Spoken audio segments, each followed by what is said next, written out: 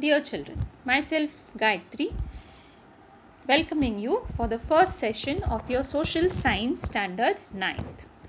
Now, social science, definitely I'll begin with the name of the subject because till now we were calling it as the social studies. But the subject name since long back is turned to social science. That is a science related to the society. So, let's call here onwards the subject as social science. Social science is a combination of four different subjects.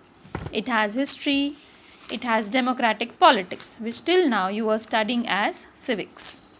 We will be having geography in this, and we will be having a freshly newly added subject for 9th and 10th standard, that will be economics.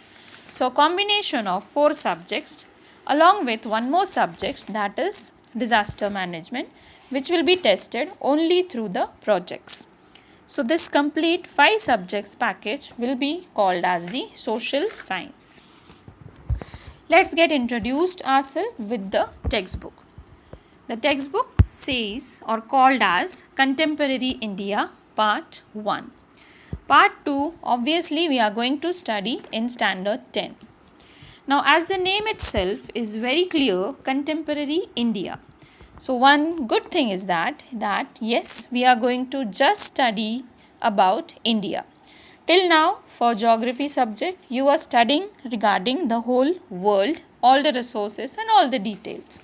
But in 9th standard and 10th standard, whatever we have to study, that is purely related to India. So, Contemporary India Part 1. Now, what will be our mainly the topic for this year? Our main topic, that will be the physical geography. Geography has many topics, of course, or many different types of geography we have. We have political geography, we have population geography, we have geomorphology, we have climate geography, we have likewise there are variety of geography. One type in that is the physical geography. Generally, physical geography means what?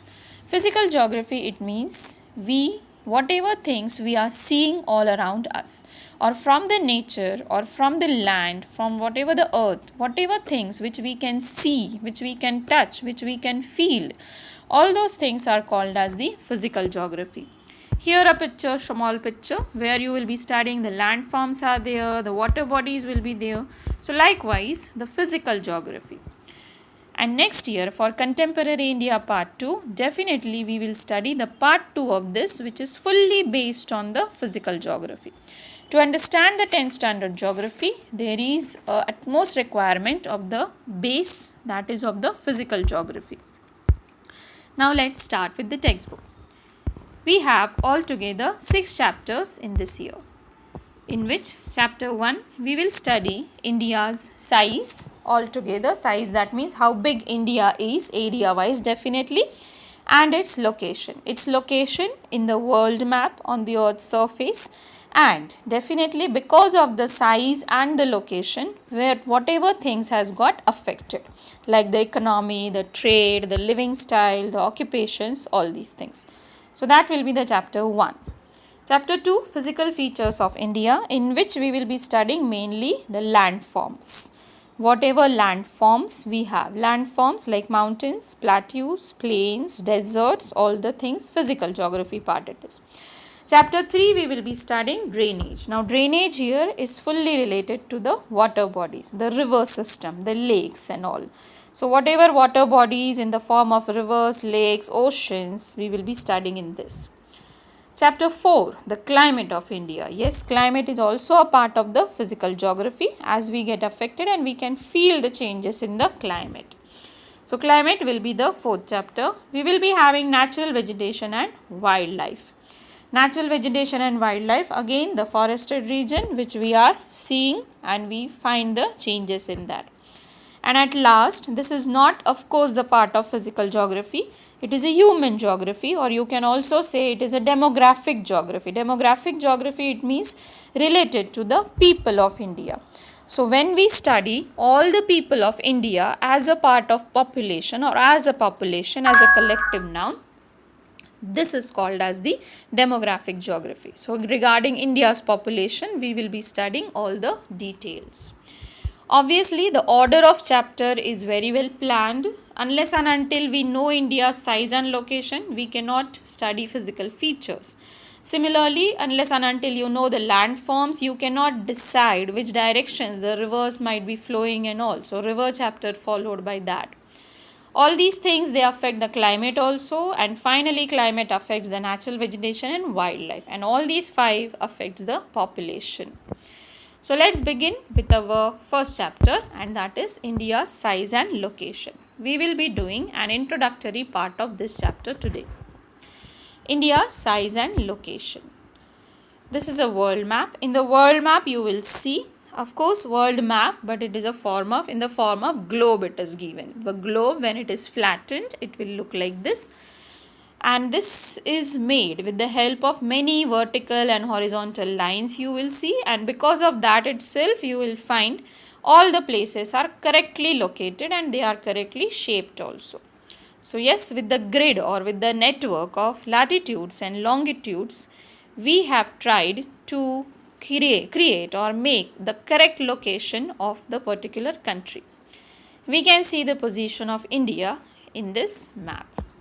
Now India's where it is located and which hemisphere obviously India is located. Horizontal lines. Let's get acquainted with some basics which we have studied in the earlier class. Now this is called as a latitude. This is a central latitude 0 degree and the name is the equator. So all the horizontal lines on the globe, they all are called as the latitudes. We have many important latitudes also, like you have studied Tropic of Cancer, there is Tropic of Capricorn. We have also seen there is Arctic Circle and Antarctic Circle, and not only this but even the poles, they are also the part of latitudes and longitudes. 90 degree North Pole and 90 degree South Pole. Latitudes we have altogether 180. 180, 0 in the center and 90 in the northern hemisphere and 90 in the southern hemisphere. Their size, of course, it is basically a circle, but then their size differs. So the longest latitude, if you will see, that is the 90, that is the 0 degree. It means the equator. We have the next part, that is longitude. Longitude, these are the vertical lines running from North Pole to South Pole. They are equal distant line actually. They are not smaller or they are not longer as the latitudes are like. These are equal distant. Now altogether we have 180 longitudes in the western hemisphere and 180 longitudes in the eastern hemisphere. Now hemisphere, obviously when the earth, because the earth is spherical, like equator is dividing the earth into 2 different parts or 2 equal parts, and these are the northern hemisphere and the southern hemisphere, half circle. Similarly, the longitudes and the central longitude, that is a prime meridian which passes from the Greenwich. This divides the earth into 2 different hemispheres, and these are western hemisphere and the eastern hemisphere. In the western hemisphere we have 180 longitudes and in the eastern hemisphere we have 180 longitudes. So altogether 360. So we have 180 latitudes whereas 360 longitudes. These are the hemispheres which get divided due to the latitude and the longitude. So we find that equator has divided the earth into northern hemisphere and the southern hemisphere. The darkened area is that particular hemisphere. And the prime meridian, the central meridian also, the longitudes are also called as the meridian. So the prime meridian is dividing the earth into again 2 equal hemispheres, western hemisphere and the eastern hemisphere. So let's have one question, that is, in which hemisphere India is located? Here we have the map in front of us. So yes, we can see the line. Of course, we can see the line over here in which the equator is there and the prime meridian is there. And India is definitely located in the northeastern hemisphere. It is purely in the northern hemisphere as well as it is purely in the eastern hemisphere. So we say that India is located in the northeastern hemisphere. Yes. Moving on to the more information. This is a textbook map which you all must be having, in which let's see some kind of details. Now here you have few details. Certain things like whatever the blue shaded region, these are the water bodies, oceans, and the greenly shaded regions are the land. Now the area which is sharing the green color boundary, this is completely the land boundary. And the southern part which is having the blue color boundary, this is a coastal line. We have India's southern part fully covered with three oceans. On the west you have Arabian Sea, to the south you have Indian Ocean, and towards the east we have the Bay of Bengal. Now land boundary, the green color region, this is how much length? 15,200 kilometer it has.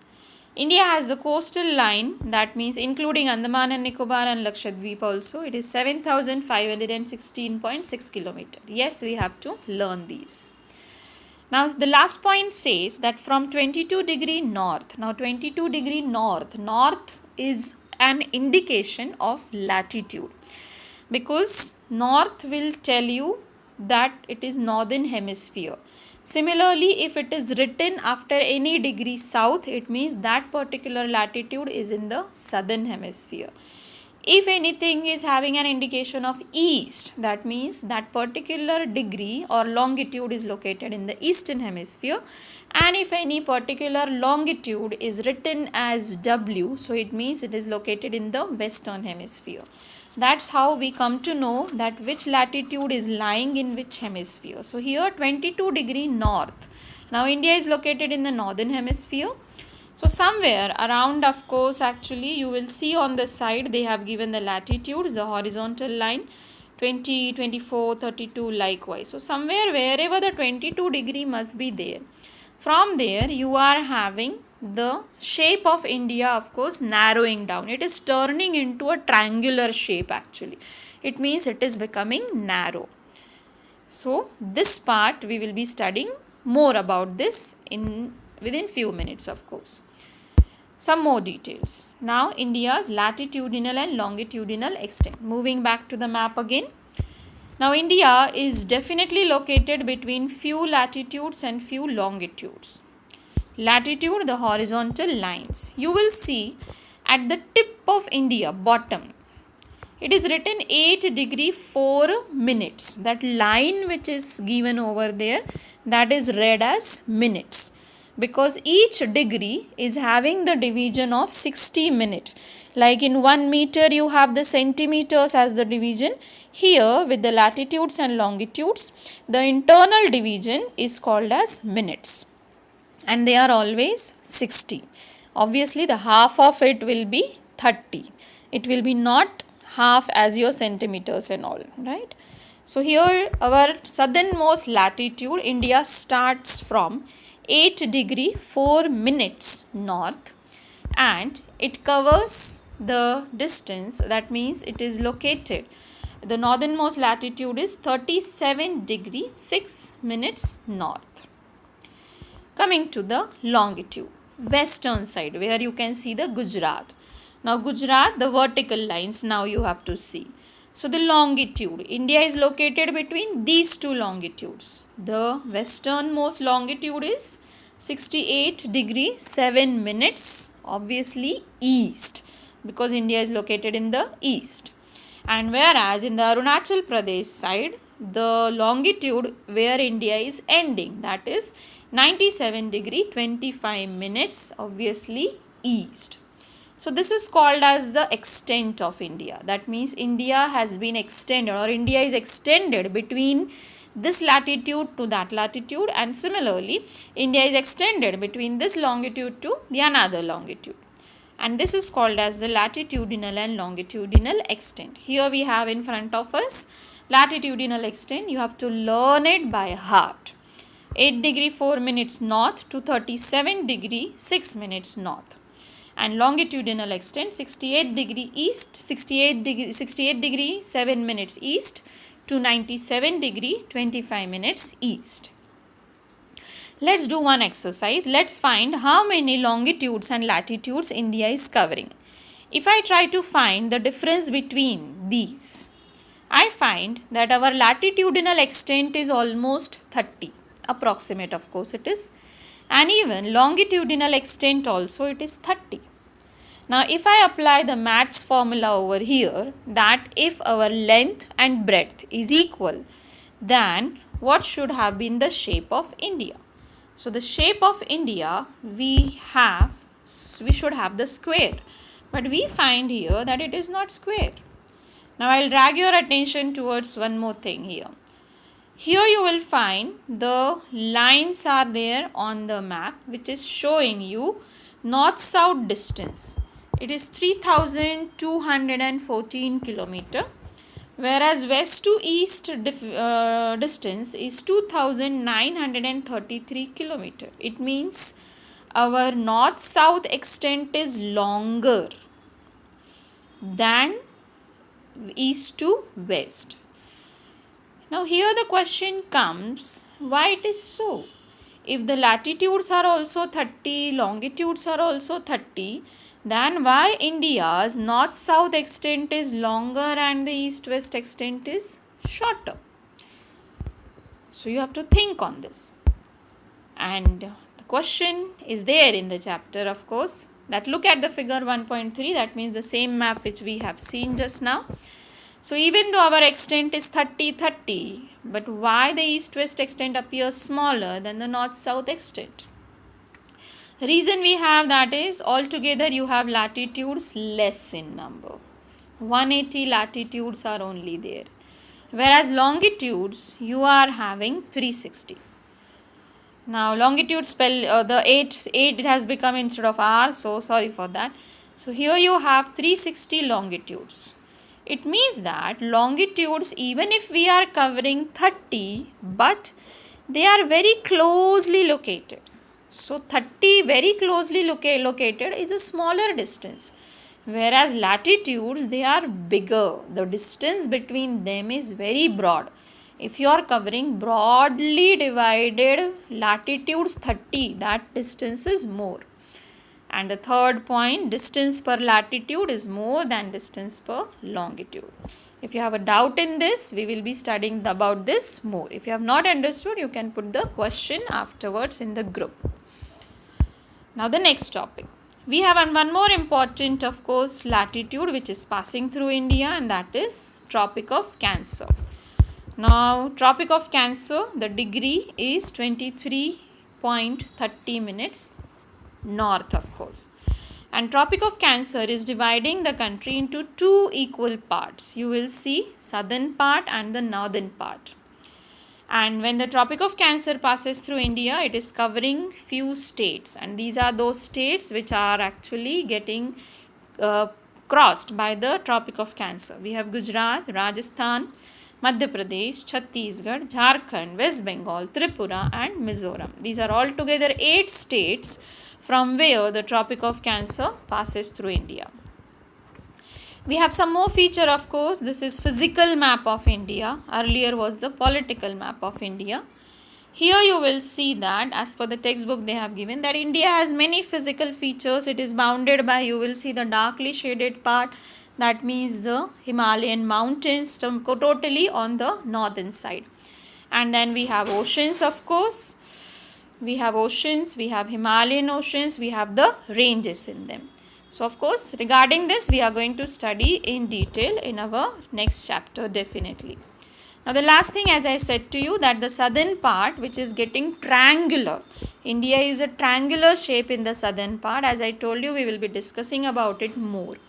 This triangular shape of India, that is called as a peninsula.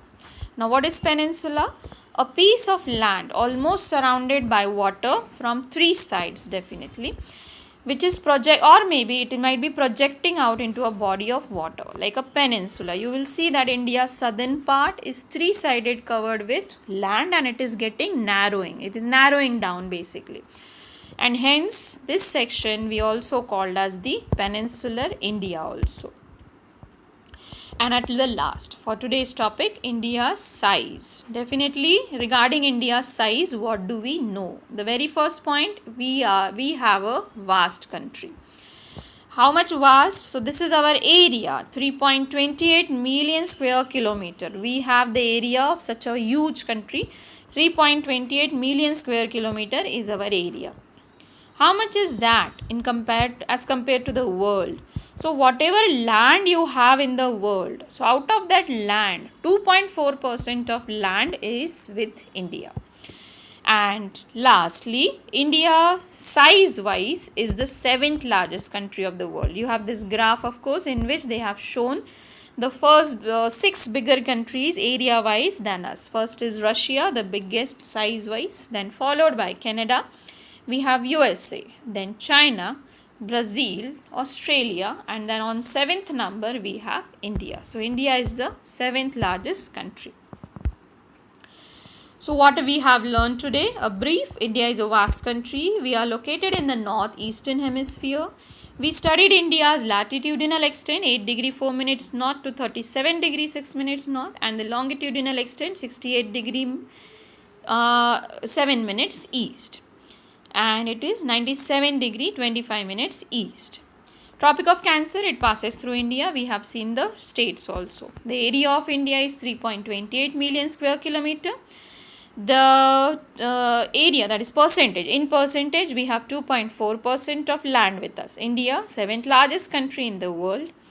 We have a land boundary of 15,200 kilometer and the coastal line is of 7,516.6 kilometer. These are all the facts and we have to learn this. That's why we are doing it again.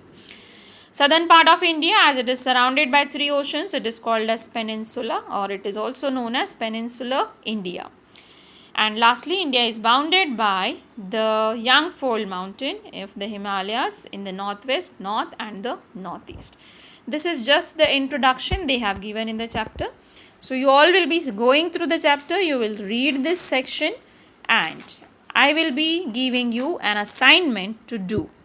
The assignment is having all the instructions written on it, and accordingly you will write the assignment and you will send it wherever it is mentioned. It is on my personal number, you are going to send it. Thank you.